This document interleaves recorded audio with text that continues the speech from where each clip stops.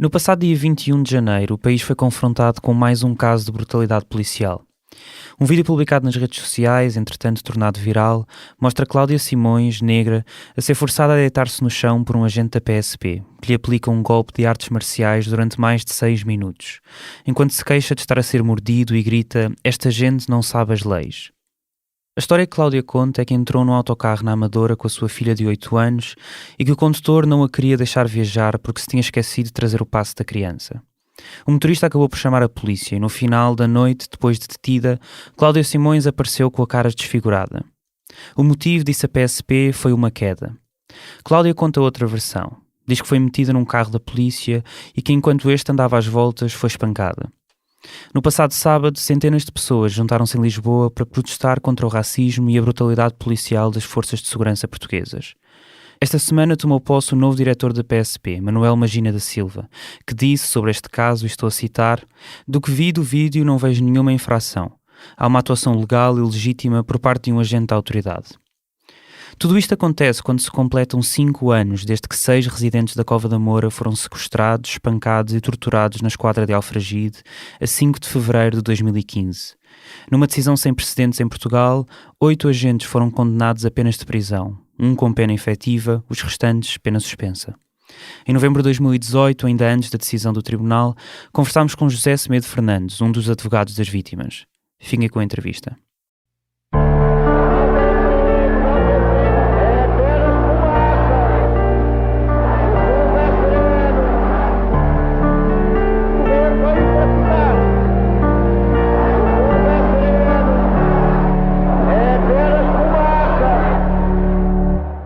Seja toda a gente bem-vinda ao É Apenas Fumaça, um programa Fumaça onde se fala sobre a sociedade com quem quer falar sobre ela. Eu sou o Ricardo Esteves Ribeiro. Hoje temos como convidado José Semedo Fernandes, um dos elementos da equipa de advogados dos ofendidos no processo que julga 17 agentes da PSP por agressões, tortura e racismo numa esquadra de Alfragide em 2015. A equipa é constituída também por Lúcia Gomes e André Ferreira. Bem-vindo. Muito obrigado. Retomamos o alerta com que iniciamos esta edição das Notícias CM. Um polícia está ferido e a receber tratamento hospitalar devido a um incidente numa esquadra em Alfragide. No dia 5 de fevereiro, a CMTV iniciava o seu programa Notícias CM, com um alerta CM invasão em esquadra, um polícia ferido em Alfragide, depois de um residente da Cova da Moura ter sido detido pela PSP. Um grupo com cerca de 2 dezenas de moradores do bairro deslocou-se para aqui, para a esquadra. A distância são, como eu disse há pouco, cerca de 500 metros a 1 quilómetro, e começou num ambiente hostil para com a PSP, no sentido de tentar eventualmente libertar o detido. Os meios policiais no local dentro da esquadra, que seriam cerca de meia dúzia de agentes, conseguiram suster o ambiente pesado que se fazia sentir, mas foram necessários mais reforços, nomeadamente das divisões da Amadora e de Sintra, para a situação acalmar. Como eu disse no início da intervenção, esta é uma situação que acaba por ser normal aqui na zona da Amadora, nomeadamente devido à grande proximidade que existe entre esta esquadra de Alfragide e o bairro da Cova da Moura. O que é que aconteceu no dia 5 de fevereiro de 2015? Antes de mais agradecer o convite que me fizeram, e desde já fazer a ressalva que o julgamento ainda está a decorrer, e sendo um julgamento que ainda está em curso, existem algumas limitações relativamente ao que podemos falar sobre ele, mas irei falar na prática no geral, portanto não entrando em questões processuais que ainda estão a ser julgadas.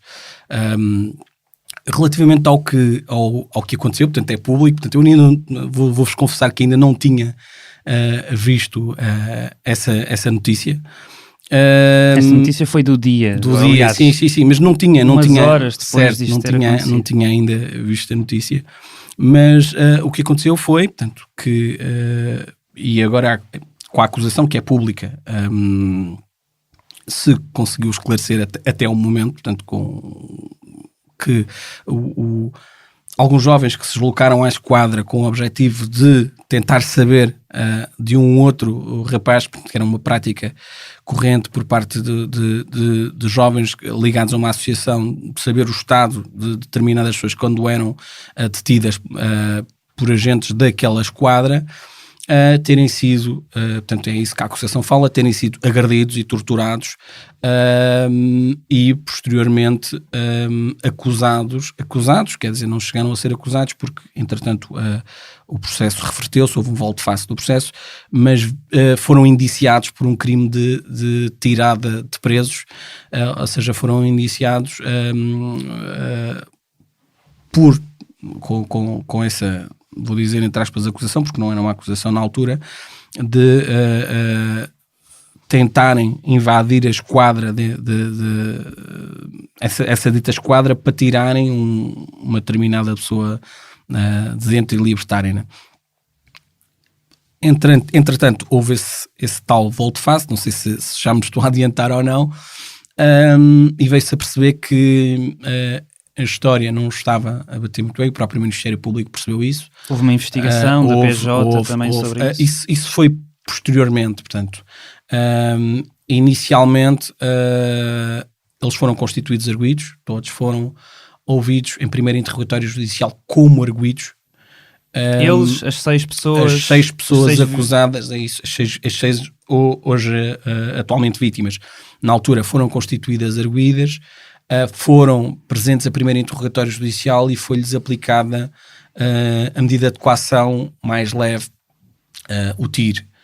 Que é o termo de identidade. O termo de identidade e residência. E já nessa altura eu acompanhei, portanto estive presente nesse primeiro interrogatório judicial, e uma frase que não me esqueço, portanto, que foi preferida pela juiz de instrução criminal na altura, portanto, já no final da diligência, foi que nós temos que partir do princípio que os nossos agentes de autoridade são pessoas de bem e falam a verdade, mas também não podemos camutear que tivemos aqui 6 pessoas que foram ouvidas em separado e que, apesar de serem pessoas diferentes e terem dito coisas diferentes, disseram a mesma coisa. Terem dito de forma diferente, disseram a mesma coisa. E foi isso que levou, porque o Ministério Público nessa altura pediu prisão preventiva, e foi aí que e foi-lhes aplicada a medida de coação mais leve, que é obrigatória nesses casos, que foi o termo de identidade e residência. Entretanto, houve um volte-face no processo durante a investigação. Veio-se a apurar que afinal esses jovens não eram arguidos, mas sim vítimas, e a determinada altura houve um volte-face, e aí sim o processo foi para a Polícia Judiciária. Houve uma investigação profunda que culminou com uma acusação dos 17 agentes, na altura 18, dos 18 e depois 17. Nós já vamos entrar então nisso. Eu queria agora... nós entrevistámos em 2016 o Flávio Almada, o LBC, um dos, no início, 6 arguidos e que agora é ofendido, sobre racismo e sobre brutalidade policial.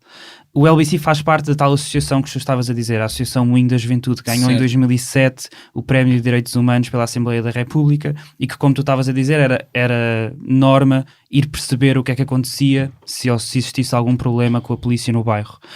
Eu queria que ouvisses o que é que ele nos disse.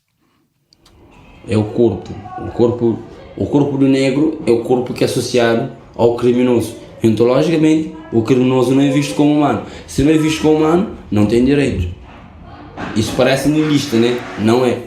Não é. Porque basicamente entra assim e não quer saber. Procurar quem fez ou não fez, e às vezes é por ar para toda a gente. É por ar. E ver a forma como se fecha o bairro. Às vezes quando fazem aquelas operações que é a volta, que ninguém sai, ninguém entra. Todo mundo é revistado. E quem se manifestar leva por ar.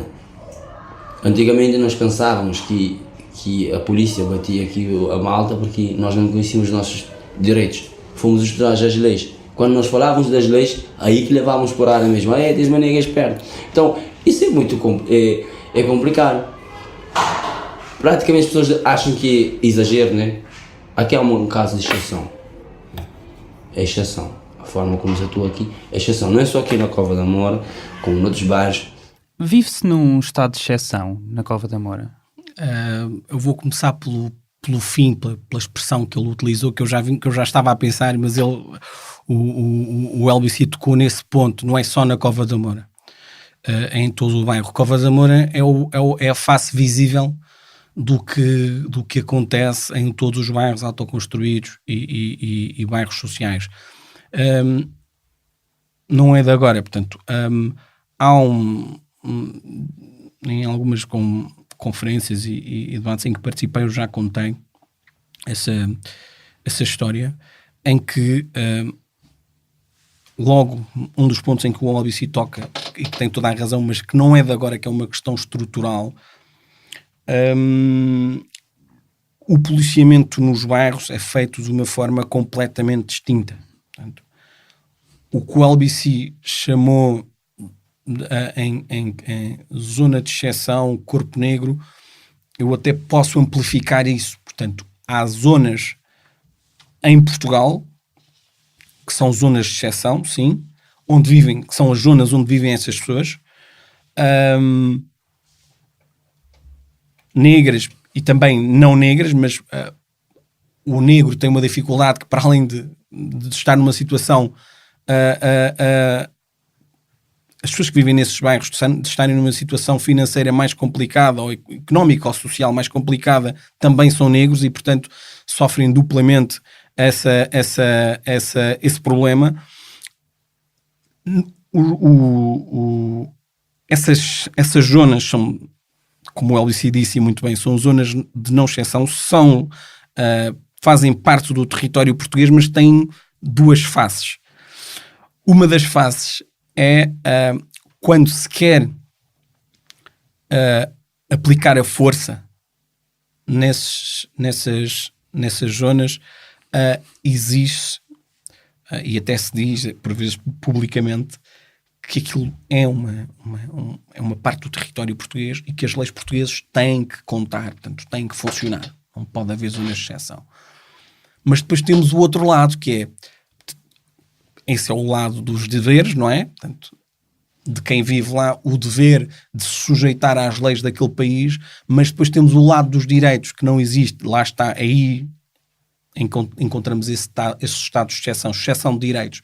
Porquê? Porque essa pessoa que vive nesse bairro ou nessa zona não tem o direito de exigir os direitos que tem, ou as garantias que são dadas a qualquer cidadão nacional em qualquer outra zona do território. O LBC dizia-me que a polícia funciona ou atua como se ali dentro fossem os selvagens que têm que ser pacificados. Sim, eu não ia tão longe, portanto, na expressão, compreendo, mas o que eu entendo é que desde há muito tempo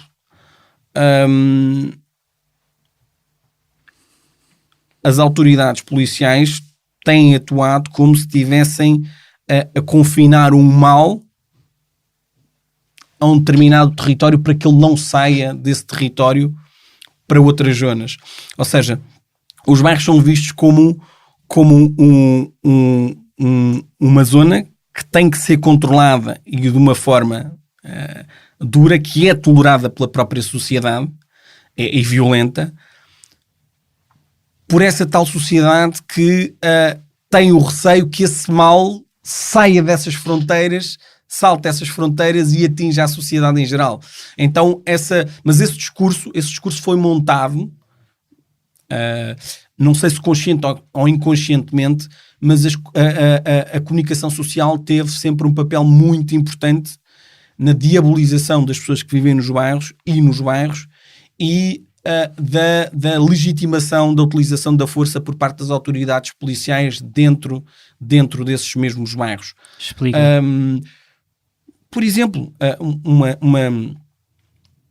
uma determinada notícia, quando acontece dentro de um bairro ou quando é alegadamente perpetrada por um cidadão estrangeiro, é amplificada ao máximo.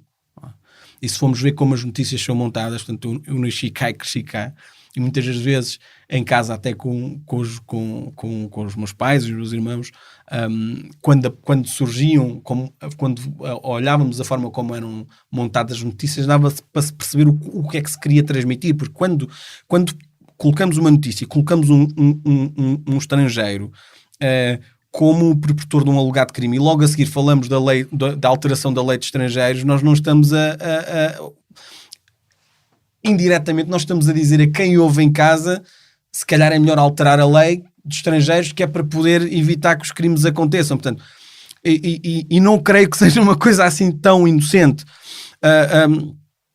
Relativamente ao policiamento nos bairros, só para terem uma noção, esses agentes de autoridade que são obrigados, que são funcionários do Estado e que são obrigados a ter uma placa e a identificar-se, nos bairros não o fazem. Portanto, chegam à entrada do bairro, tiram as placas e agora já menos, mas muitas vezes utilizavam máscaras, não é? Porquê é que os funcionários públicos são obrigados a ter uma placa? Porque se prevaricarem em determinado momento no desempenho das suas funções, a pessoa ter um elemento que os possa identificar para depois os responsabilizar. Havendo uma zona de impunidade onde se pode tirar o nome, se pode agredir e se pode sair sem nenhuma consequência, sem nenhum relatório, leva a que essas zonas se tornem zonas de treino, praticamente. Portanto, a minha mãe, que é uma pessoa que tem a 4ª classe e que tem muito, porque tem origens cabo-verdianas e os cabo-verdianos têm muito respeito pela autoridade e incutiram isso nos filhos, em nós, para elas a autoridade tinha sempre razão. A partir de determinada altura, a janela da nossa cozinha tinha uma visão direta para a entrada do bairro onde eu nasci, e ela... Qual foi? O casal de Santa Filomena, e ela quando... Foi demolido com o programa especial de realojamento, onde dezenas de famílias ficaram sem casa. Certo. E ela quando via, e nós em criança, nós éramos crianças ainda, e ela quando via as carrinhas a fazerem uma incursão no bairro, ela gritava à janela, venham, com um ar de indignação que eles vieram fazer o estágio, porque as pessoas com mais idade e com mais autoridade nos bairros começaram a presenciar a brutalidade policial sobre pessoas da comunidade do bairro. E os bairros são comunidades, apesar de não se ver, portanto são corpos vivos que reagem a qualquer agressão. Como poderia acontecer numa aldeia do norte ou do sul do país, mas numa aldeia onde as pessoas se conhecem todas e alguém estranho entrasse e agredisse um dos habitantes dessa aldeia. Os bairros não fogem à regra, portanto são pessoas que lá vivem, são comunidades, são redes de afeto que se montam, e quando alguém agride ilegitimamente um elemento dessa determinada comunidade, é normal que essa comunidade depois se feche e se tente defender como um corpo vivo que é. E portanto, creio que esse foi o passo que deram errado, porque acharem que uma comunidade, ou que as comunidades, essas comunidades, só reagem positivamente com agressões, creio que foi um erro tremendo que cometeram, porque havia anteriormente uma coisa que se chamava e que agora terminou, que é o policiamento de proximidade, que fazia precisamente o contrário, e a determinada altura acabou-se com essa política, achou-se que a política bélica fosse a melhor. E, portanto, mas portanto, quando tu soubeste do caso, quando o LBC te contou do caso, ou outras das 6 pessoas a quem isto aconteceu te contaram que foram torturados e que tiveram ataques racistas nesta esquadra, surpreendeu-te? A mim não me surpreendeu. Isto é uma coisa normal para ti? Eu já tinha previsto isso. Eu já tinha previsto, porque e eles próprios podem confirmar isso, porque eu já tinha em 2013 apresentado, em 2014 apresentado uma exposição ao Provedor de Justiça, e o assunto era violência policial contra os bairros sociais e bairros autoconstruídos. Portanto, tinha feito uma queixa em 2014 e feito um reforço dessa queixa em 2015. E eu pedia até nessa exposição que fiz, e até fui atendido pelo adjunto do provedor da altura. E qual foi a resposta que tiveste? A resposta que tive na altura foi que eu tinha feito uma exposição em nome desses bairros, mas que precisavam de associações e de instituições que levassem esses casos e essas pessoas ao provedor, e foi o que fiz na altura. Fui falar com algumas associações que juntassem os casos e que levássemos ao provedor de justiça, porque na altura uma das coisas que ele disse é que ele não podia agir porque não havia uma única queixa contra a esquadra de Alfragide. E portanto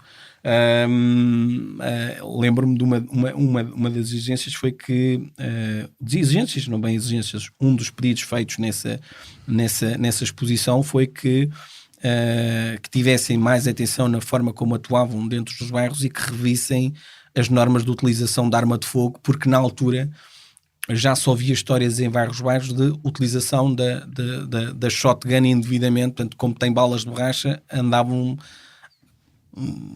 quase a divertir-se com as shotguns e a disparar sobre as pessoas sem necessidade de tal atuação. Tu não foste a única pessoa que falou sobre a violência das nossas forças de segurança e a brutalidade. O Comitê de Antitortura do Conselho da Europa lançou a 27 de fevereiro deste ano um relatório segundo o qual Portugal é dos países da Europa Ocidental com maior número de casos de violência policial. O Comitê acusa também Portugal de discriminação, dizendo que os riscos de abusos são maiores para afrodescendentes do que são para estrangeiros do que são para portugueses brancos. Já a Amnistia Internacional, no relatório anual que têm, de 2007-2018, tinha descrito o caso da Cova da Moura também como um dos casos que descreve, uma das dezenas deles. No relatório da Comissão Europeia contra o Racismo e a Intolerância, também do Conselho da Europa, que foi publicado a 2 de outubro, há um mês, lê-se: são inúmeras as acusações graves de violência racista cometidas por agentes da polícia. Contudo, nenhuma autoridade reuniu sistematicamente estas acusações e procedeu a um inquérito eficaz para determinar se são ou não verdadeiras. O relatório fala também de várias mortes de jovens negros às mãos da polícia nas últimas décadas e descreve o caso de brutalidade policial na Cova da Moura, este que estamos a falar. Sobre o caso, lê-se: é difícil compreender como, segundo o despacho de acusação do Ministério Público, tu já mencionaste, 18 agentes da PSP puderam torturar, ameaçar e insultar 6 detidos durante 2 dias, em rotação de várias equipas, 6 detidos sem que os seus superiores tivessem acabado com estes abusos. Isto aponta para um racismo institucional profundamente enraizado na esquadra da polícia. Portanto, parece que há várias organizações internacionais que têm vindo a alertar para este problema. Sim, é um problema que existe, como disse, já há algum tempo. Lembro-me, nessa exposição, o que eu digo sem esquecer da tua pergunta, é que o assunto tortura já lá estava mencionado, porque há uma frase, uma expressão que eu utilizo, que é: havia queixas por parte de algumas comunidades e de alguns bairros autoconstruídos de jovens que eram levados nas carrinhas e essas carrinhas depois se transformavam em postos de tortura móvel, onde iam algemadas, onde esses jovens iam algemados de joelhos no chão e aceleravam e travavam as carrinhas. Mas isso é uma prática reiterada, portanto, que já foi, que tem sido utilizada há muito tempo. Eu até no escritório, com uma colega em conversa, porque isso é um problema da própria instituição, portanto, da instituição da polícia, da PSP. Polícia, da PSP, porque cujos vícios acredito que até sejam, posso estar a cometer uma gafe porque não fiz uma análise histórica sobre essa situação, assemelham-se às ações pidescas, portanto, porque não foi na Amadora que surgiu essa forma de tortura, portanto, das pessoas irem algemadas e acelerarem os carros e travarem. Ainda há muito pouco tempo ouvi, portanto, mas não vou dizer até o nome da esquadra, de alguém que foi pendurado pelas algemas numa determinada esquadra onde tinham um ferro para fazerem barras, elevações, é isso, e penduraram um miúdo, portanto não era africano, mas penduraram um miúdo sem que não tocava com os pés no chão. Portanto, são problemas graves que a instituição tem e cujo esse processo pode ser uma oportunidade para tratar dessa doença, porque o problema que temos neste momento, desde a acusação, assemelha-se a uma pessoa a quem é dada uma notícia de que padece uma doença grave e depois entra num estado de negação.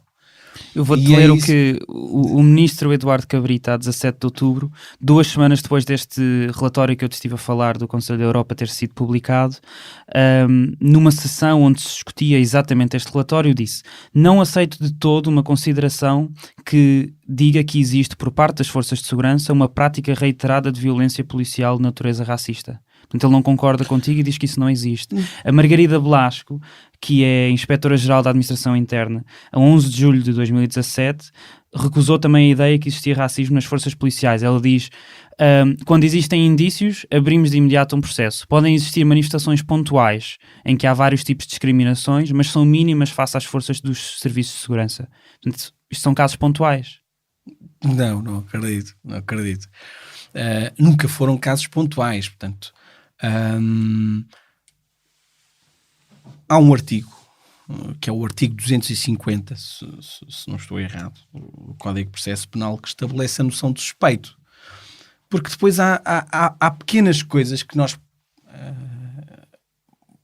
podemos ver, portanto, e ligar, e que levam depois a uma situação muito mais complicada. Esse artigo, o que diz é praticamente, portanto, isso.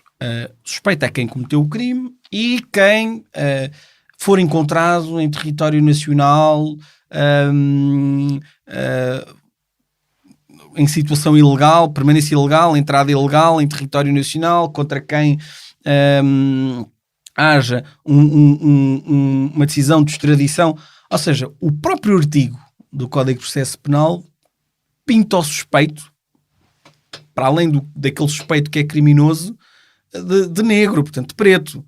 E, portanto, não é fácil uma autoridade policial, com base nesse artigo, parar uma pessoa negra e depois dizer que ele é suspeito de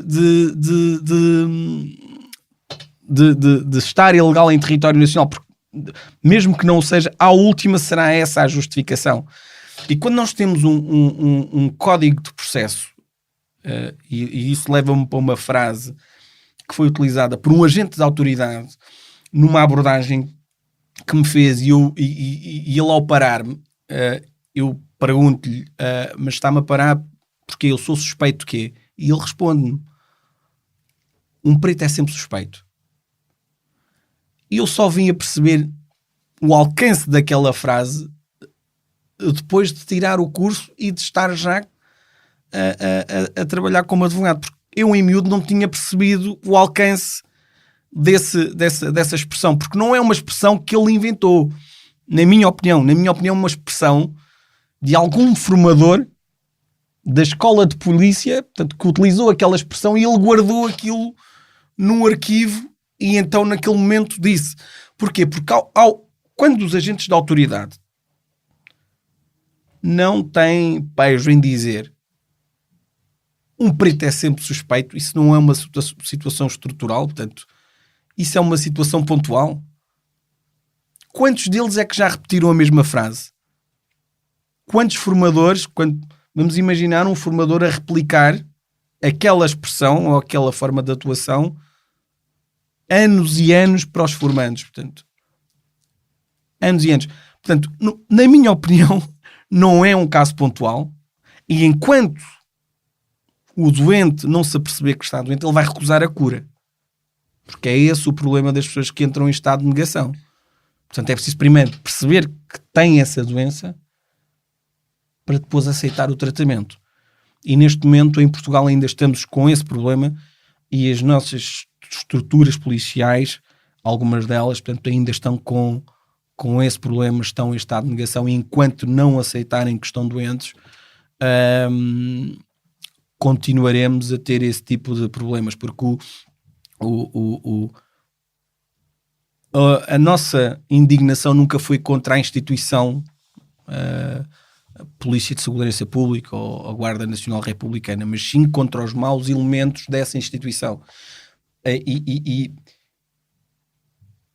E havendo uma atuação firme perante esses mesmos elementos, nós estamos a melhorar a própria instituição, portanto, e estamos a melhorar a própria sociedade em geral, portanto, que não pensem que é uma guerra contra a instituição, que não é, portanto, é contra os maus elementos dessa mesma instituição, e acredito que a instituição deveria aproveitar esse momento para passar uma mensagem para todos os elementos que a compõem, porque é uma instituição com uma tradição quase secular, de que existem regras e que, a partir de determinado momento, a impunidade passa a estar a desaparecer, portanto, do próprio regulamento disciplinar da polícia.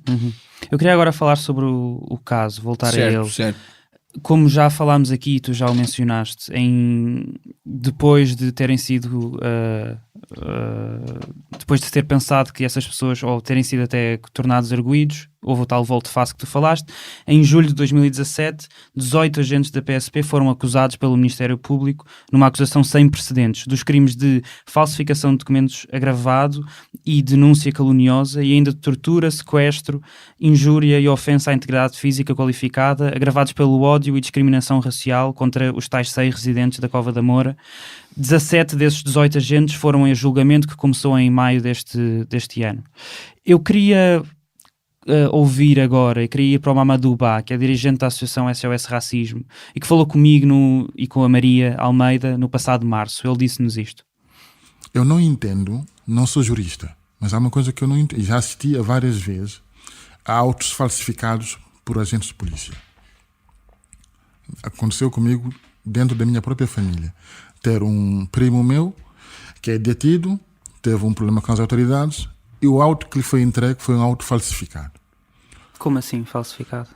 Os agentes inventam uma versão, inventam testemunhos e assinam pelos testemunhos que não estavam no local uma história que não existiu, e na base desta história entregam a um procurador que encaminha para um julgamento sumário.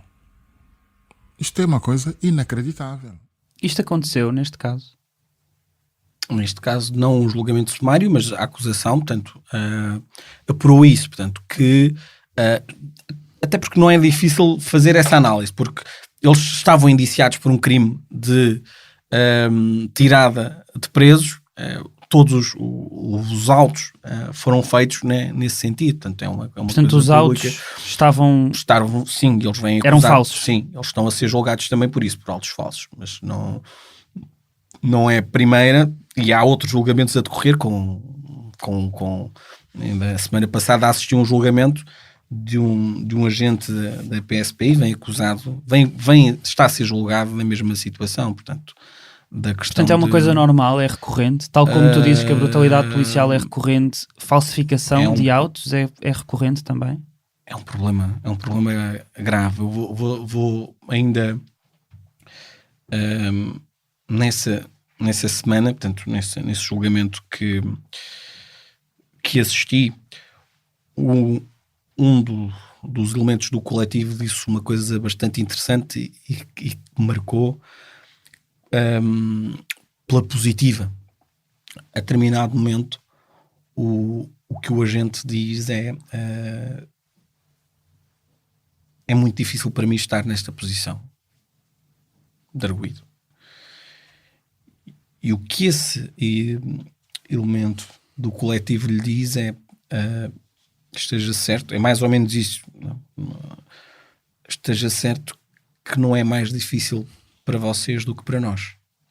Porque também para nós, tribunal, é muito complicado estarmos a julgar agentes de autoridade. E vou-lhe dizer porquê. Todas as semanas nós temos agentes de autoridade que estão aqui na qualidade de testemunhas. E depois, na qualidade, quando nos aparecem aqui, porque temos também tido, quando nos aparecem aqui na qualidade de arguidos, mentem descaradamente ao tribunal. E então nós somos levados a pensar se aquelas condenações que nós fizemos com base nesses depoimentos se estavam certas ou não. Então, se foram boas decisões nossas. Porque se mentem como arguidos, também podem mentir como testemunhas. Mas isso não é um problema seu. É um problema do próprio sistema que tem que ser resolvido. Porque é uma coisa muito grave. E, portanto, o próprio tribunal já se está a dar conta que não se dava, porque uma expressão que os tribunais utilizavam muito era utilizarmos para a condenação deste arguido o depoimento da testemunha tal, porque é um agente de autoridade e por ser um agente de autoridade nós não temos como desconfiar dela. Portanto, um agente de autoridade se trata, portanto nós não temos o que desconfiar desse depoimento. Portanto, eram depoimentos que eram tidos como certos. Portanto, esse agente de autoridade poderia ir lá e o crivo que o tribunal tem, em regra, para as testemunhas não as tem quando são agentes para as testemunhas normais, não as tem para quando, ou não as tinha, espero que passe a ter, para quando são agentes de autoridade. Há um caso talvez paradigmático em relação a isso. A 4 de janeiro de 2009 era noite quando uma equipa da Polícia de Segurança Pública da Amadora detectou um carro que, segundo a PSP, se encontrava furtado e por apreender. Entre os jovens que se encontravam dentro do carro estava Elson Sanches, conhecido por Cucu. Tinha 14 anos, era residente na Amadora, aluno numa escola da Reboleira. Seguiu-se uma perseguição policial no bairro de Santa Filomena, o bairro onde tu viveste, tendo Cucu, que fugia, sido apanhado. Minutos depois era baleado pela polícia. A arma encontrava-se a menos de 20 centímetros da sua cabeça, confirmou uma análise forense posterior, mas o primeiro relatório da polícia dizia que encontrava-se a mais de 2 metros e que tinha sido alvejado enquanto fugia. Não há testemunhas e o agente foi absolvido. Certo. Eu li uma vez, portanto, a sentença por alto. Aquela sentença foi incrível, mas uma análise rápida a esse tipo de situações, todos os jovens que foram mortos, não vou dizer, portanto, não, de uma forma negligente ou de uma forma voluntária, desses agentes, nenhum deles foi condenado. Portanto, creio que eu lembro-me, esse vídeo foi apresentado na altura ao adjunto. Eu pedi esse vídeo, sabia que existia e pulo a ver esse vídeo, porque o que eu quis levar na altura, em 2014, o vídeo do quê? O vídeo que existe, portanto, foi feito pela plataforma Gueto, portanto, onde passa a imagem de todos os jovens que morreram às mãos da polícia e cujos esses elementos, nenhum deles foi condenado, portanto, foram todos absolvidos. Uhum. Todos absolvidos. E eu pus esse vídeo, levei o portátil e pus esse vídeo para o adjunto do provedor ver e sensibilizá-lo para que tivesse uma atuação, firme ou não, para que evitasse que viesse a acontecer o mal pior. Portanto, ainda não tinha acontecido o caso da esquadra de Alfragide, portanto, porque na altura ele dizia que não havia nenhuma queixa da esquadra, mas eu estava a alertar para aquilo. O meu objetivo era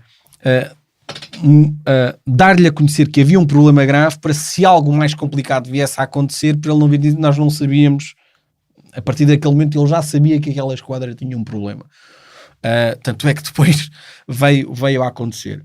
Mas isso mostra a forma como como o próprio Estado, o sistema judicial e o sistema policial olha para esses jovens. A própria forma como se monta os processos é sempre estranho e desvantajosa para quem quer ver a justiça feita. Porque, por exemplo, eu vou-te dar um exemplo prático. Portanto, numa situação normal, alguém que infrinja a morte a outra pessoa dificilmente é acusado de homicídio negligente. O standard é o homicídio simples e muitas das vezes vão para o qualificado. A mais grave é o qualificado, o grave, simples a seguir e depois o negligente. Certo, mais grave, é isso mesmo. Portanto, por isso é que eu disse, o standard é o simples, depois temos o agravado, entre aspas, que é o qualificado, e depois temos o negligente que é mais abaixo. Portanto, o negligente... Mas não é assim com as forças de segurança? Não. Com as forças de segurança, a maioria das acusações vão por homicídio negligente. Tu, ao colocares um acusado num homicídio negligente, tu já estás a dar margem para ele ser absolvido. Porquê? Porque estás a colocá-lo num homicídio negligente, portanto, ele ou é condenado pelo qualificado, mas já estás ali a colocá-lo na esteira do homicídio da absolvição. Portanto, alguém que dá um tiro a um jovem com 14 anos, salvo erro, tinha um miúdo a 20 centímetros da cabeça, não pode ser homicídio por negligente, quer dizer, e se bem me recordo, o tiro foi dado não de uma forma frontal, não me recordo se foi lateral ou na nuca. Portanto, aquilo tem contornos de um fuzilamento, entre aspas, e portanto o Ministério Público, ao acusar uma pessoa que dá um tiro a um miúdo de 14 anos numa perseguição, portanto, com os contornos que eu vi, portanto, que eu li na altura nessa decisão, portanto, nessa condenação,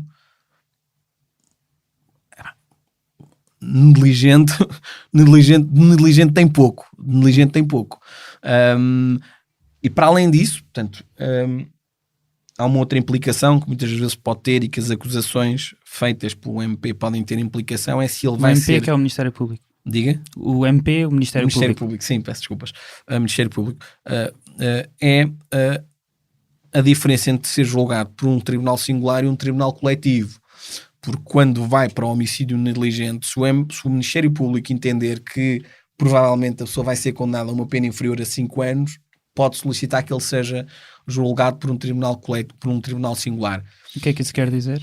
Quer dizer que a vantagem para a pessoa que está a ser julgada é muito maior. Portanto, alguém que é julgado em tribunal singular corre o risco de lhe ser aplicada uma pena de prisão, mas é efetiva, mas é muito menor do que em relação às pessoas que são julgadas por um tribunal coletivo, cuja moldura, que julgam situações com moldura penal superior a 5 anos, e já há uma grande probabilidade dessa pessoa vir a cumprir uma prisão efetiva, porque se avança com a acusação, o Ministério Público tem que ter a garantia de, quando avança com uma acusação, que existe uma probabilidade muito maior da pessoa vir a ser condenada do que a ser absolvida, porque senão tem que arquivar o processo. Essa é a regra base, né? É a unidade de medida que deve ser utilizada na apelação de uma acusação ou não. O julgamento começou a 22 de maio e foram primeiro ouvidos os arguidos, os 17 agentes da polícia. Como é que foram essas sessões? Sustentaram a mesma tese, portanto, que tinham sustentado desde o início, portanto, o da acusação. Essa foi esse foi em resumo o que aconteceu, portanto, com o depoimento dos arguidos. Sustentaram a mesma tese. O chefe da PSP que comandava a esquadra, o Luís Anunciação, e que é acusado pelo IGAI, que é a Inspeção-Geral da Administração Interna, de mentir nos autos da polícia, disse que, se fosse hoje, escrevia exatamente o mesmo. o que é que eu posso comentar relativamente a isso? Ele continua, portanto, esse argumento, portanto, seguiu a mesma linha que todos os outros. Portanto, eles estão a sustentar, todos eles, que o que escreveram no alto é verdade. Portanto, essa é a posição deles. Durante a sessão foram também ouvidas Neusa Correia e Jailza Souza, duas testemunhas do Ministério Público. As duas foram ameaçadas durante a sessão de que lhes seria aberto um processo por falsas declarações, disse o Diário de Notícias e o Público, por supostas contradições durante o depoimento. É normal que isso aconteça? Isso é um instrumento que os advogados têm, os advogados de defesa têm em mãos. Agora é preciso saber se está a ser bem utilizado ou não. E nessas sessões acredito que não, mas é a minha opinião. Portanto, acredito que esse instrumento não estava a ser bem utilizado. Portanto, Porquê é que dizes isso? Porque concordo em parte com o teor da notícia, porque até fui eu uma das pessoas que se insurgiu contra aquela forma de atuação. Portanto, porquê? Porque acredito que isso estava a servir mais para amedrontar as testemunhas vindouras, que ainda não tinham prestado depoimento, do que para aferir se as pessoas estavam ou não se o depoimento dessas pessoas estavam condizentes com o depoimento que tinham prestado na fase de inquérito. Portanto, mas é uma opinião quase pessoal. Mas entendo que não estava a ser bem utilizado, sim. No dia 21 de setembro foi ouvido o Flávio Almada, o LBC que já ouvimos hoje nesta entrevista. Parte do seu testemunho foi publicado no Diário de Notícias pela jornalista Valentina Marcelino, que tem estado a acompanhar o caso. Ele disse: disseram lixo é para o chão e fomos atirados para o chão algemados. Depois bateram e pisavam-nos. Diziam pretos do caralho. Levei um pontapé na cara e fiquei cheio de sangue. Pisavam e insultavam. Estávamos do chão e eles pisavam. Tentávamos levantar no chão e eles pisavam e insultavam. Eles estavam a gostar daquilo. Ficaram felizes. O Flávio descreveu também o momento em que os agentes algemavam Rui Muniz, outra das vítimas, que tem uma mão paralisada por causa de um AVC. Estavam a tentar algemá-lo e a mão não esticava por causa do problema dele. Quando ele disse que tinha tido um AVC, um agente disse que isso não é nada e que agora é que ia apanhar a sério. Depois viram um cartão de cidadão dele e disseram: olha, é português. E davam pontapés e insultos. Parecia um inferno. E disse ainda que lhes disseram: não sabem quanto vos odeio, raça do caralho. Se pudessem, eram todos exterminados. Deviam era alistar-se no Estado Islâmico. Se eu mandasse, fazia uma lei para os mandar esterilizar todos. Sempre que tentávamos levantar a cabeça, éramos pisados. Ouvia o Paulo e o Rui a gritar. Isto foi dito pelo Flávio Almada. Certo. Como é que isto é recebido no julgamento? Tanto pela juíza ou pelo coletivo de juízes, como pelos advogados da defesa?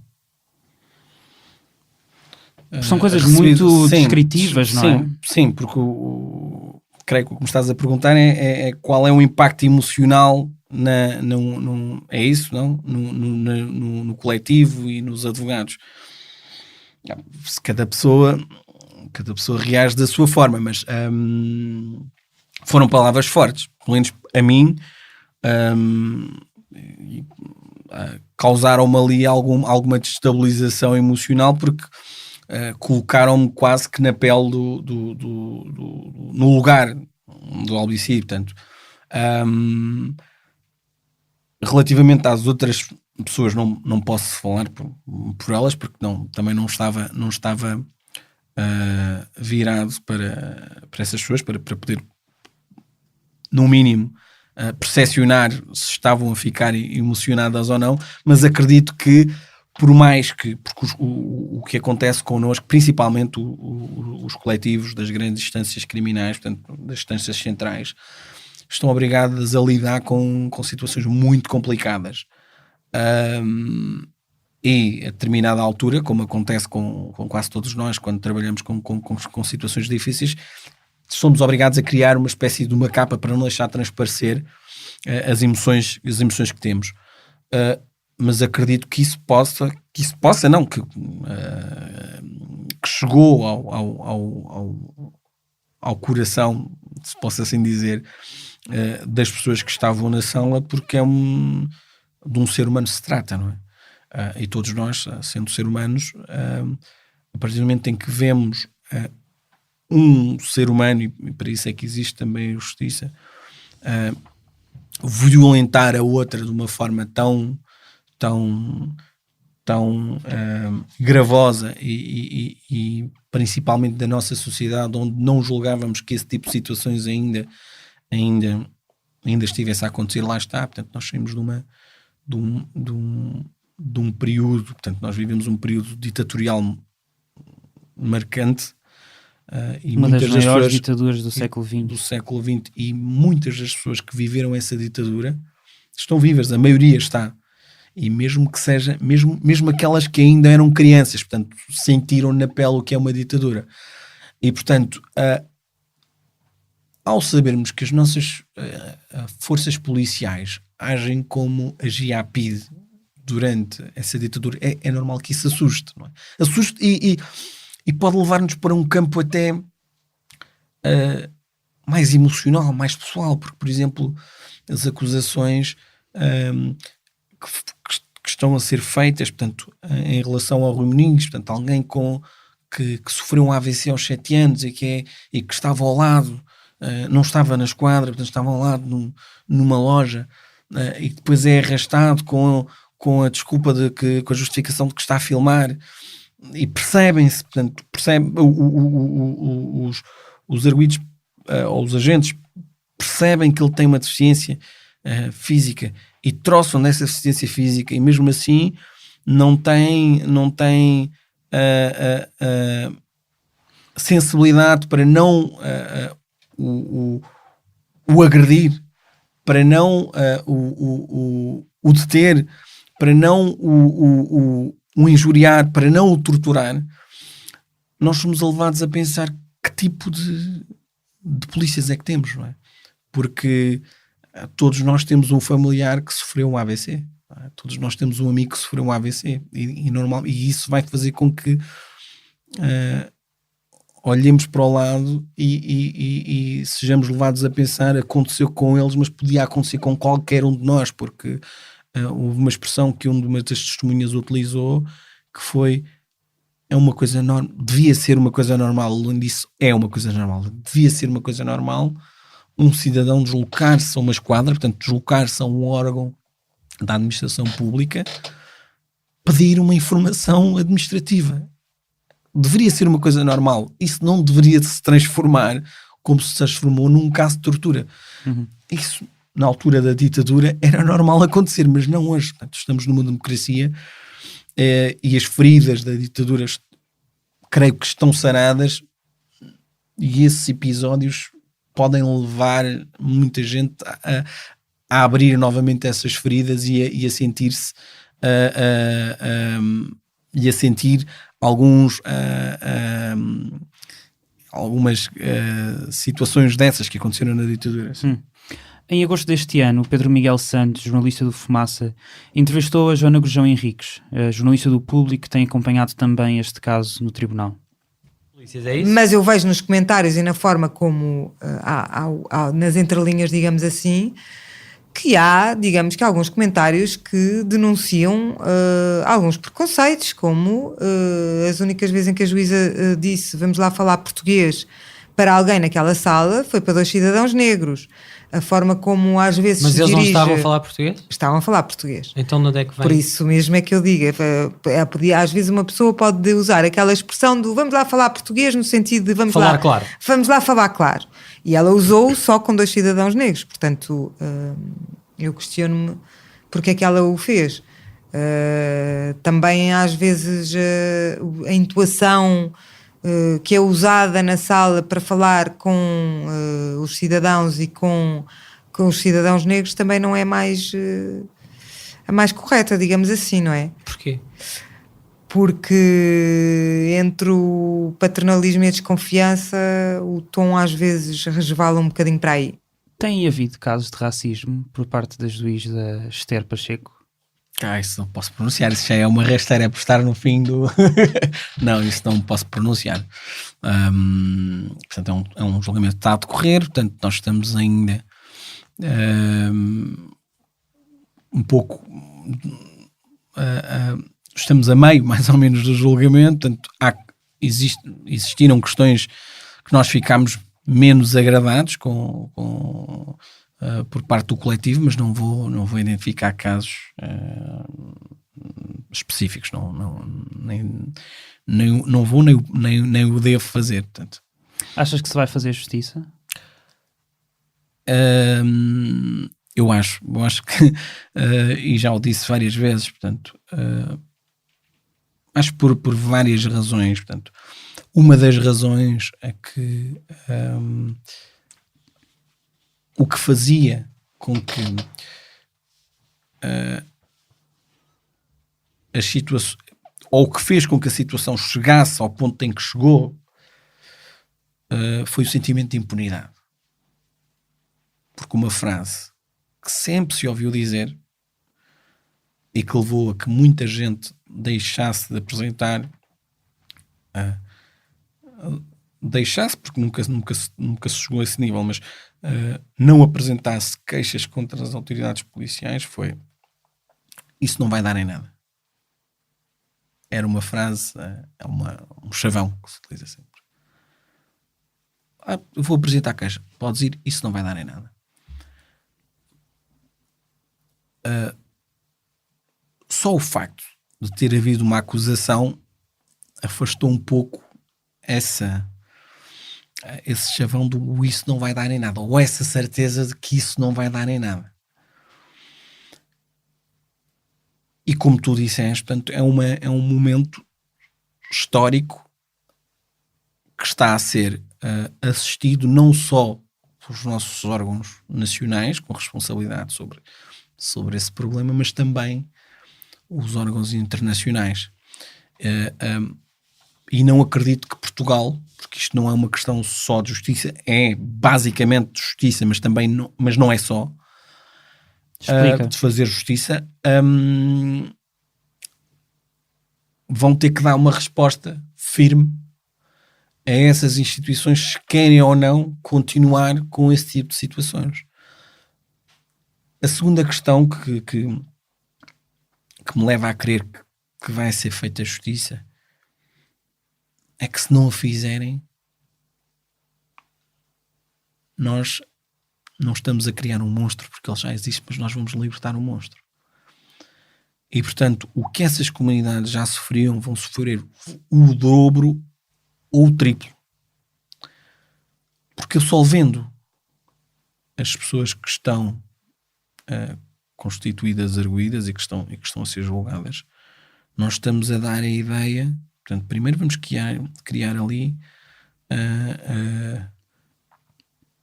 pessoas que vão passar a ser heróis, não é? Pessoas que mas isso depois a condenação, espero, o final do julgamento o dirá, mas se portanto, são pessoas que não assumiram até agora que cometeram aqueles atos e que vêm para a rua como heróis, portanto, e o efeito multiplicador que esse fenómeno pode gerar e a amplificação desse sentimento de impunidade será difícil de suster. E essas duas premissas dá-me alguma certeza. E também falta-me uma, porque eu acredito plenamente que a acusação está muito bem feita e muito bem fundamentadas com provas que têm que ser agora validadas, entre aspas, ou confirmadas, portanto, pelo tribunal, caso haja uma condenação, mas acredito que está um trabalho bem feito, portanto, não podemos olvidar que o inquérito foi realizado pela Unidade de Contra-Terrorismo da Polícia Judiciária. E, portanto, não é que é uma polícia com um cariz basicamente científico. E, portanto, as provas, acredito eu, que estão no processo, são provas que têm um cunho científico. E, portanto, e se avançou para a acusação, acredito que, seguindo a lógica do Ministério Público, ou aquela unidade de medida que te falei, que o Ministério Público é obrigado a seguir, é porque existe uma probabilidade muito grande desses arguidos virem a ser condenados. E, portanto, essas 3 premissas, não 2, mas sim 3, fazem-me estar convicto que vai haver condenações. Não digo todos, mas creio que grande parte daquelas pessoas vão ser condenadas. Acredito nisso, acredito que se vai fazer justiça, vai ser a tal oportunidade da própria instituição passar a informação, a mensagem para dentro. Nós somos um órgão de polícia criminal, uma autoridade, portanto, nesse caso é a PSP, uma polícia de segurança pública. Nós existimos para servir as pessoas, repor a ordem pública e não podemos passar daí, portanto, não podemos prevaricar e, portanto, acredito que seja um momento histórico para passar essa mensagem. Acredito que seja um momento histórico. Este foi mais um episódio do É Apenas Fumaça, um programa Fumaça onde se fala sobre a sociedade com quem quer falar sobre ela. Muito obrigado, José Semente Fernandes, advogado. É que agradeço mais uma vez. Já é a segunda vez que falamos. Sim, já é a segunda, sim, mas espero que tenha o mesmo ou mais visualizações que da última vez, que não correu muito mal. Esta entrevista foi preparada por mim, Ricardo Esteves Ribeiro, e pelo Pedro Santos, ou pelo Pedro Miguel Santos. O Bernardo Afonso fez a edição de som, o vídeo foi feito pelo Bernardo e também pelo Frederico Raposo. Fazem ainda parte da equipa Fumaça Ana Freitas, Maria Almeida, Sofia Rocha, Tomás Pereira e Tomás Pinho. A música é dos Lotus Fever. Ouçam mais episódios em fumaca.pt ou no iTunes, SoundCloud, Spotify, YouTube, Comunidade de Cultura e Arte, Rádio Universitária do Minho, Rádio Alma Bruxelas e também noutras aplicações de podcasts. Até já.